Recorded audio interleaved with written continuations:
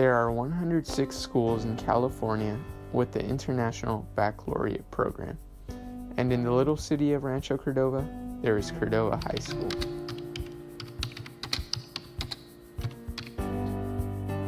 The International Baccalaureate is a program developed by diplomats actually in the 60s who wanted an international education for their children that would be acknowledged around the world and would be rigorous and encourage open-mindedness and interdisciplinary practices.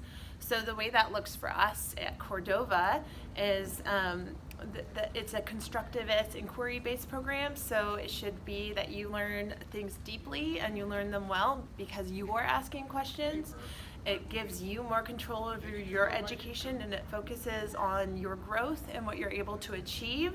Not necessarily on compliance or how many pieces of paper you turn in. The underpinnings of the IB, of course, is the IB learner profile, and we believe in that deeply here, and I think our students are knowledgeable inquirers, and they are caring, and they are great communicators.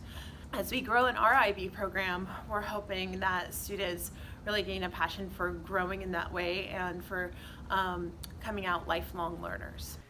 So some of the ups are you gotta learn more, learn topics that you wouldn't normally in the regular like AP system, but the downfall is I feel more work. The grading system's a lot different, but that can be beneficial in different ways. The AP system, you have to get 90% or higher to get an A. In IB, there's different weightings. It's like sometimes the classes, they do the same grading system, but it's like 75% to get an A in some situations. So, what are some things you had to give up because of IB? One major thing that you have to give up being an IB is sleep. Okay, so it's currently 6 o'clock and I just got back from volleyball practice. And now, time to grind. Math test tomorrow, 2 brochures, gonna be a long night. See ya. It's bad, but you get used to it. When you get a lot of sleep, you're more tired, so having less sleep, it makes it better. Procrastination, it's major. Happens way too often, way more often than it should. Procrastination, don't do it. Way too much work. Don't put off everything till the last day. Well, from the history point of view of the HOTA class, I believe that what I try to do through IB is prepare them for the rigors of college. The workload, I believe, will help them get ready for what would be expected of them in college. I think it also opens them to new avenues of information that they would get in college, but not necessarily in a typical American high school.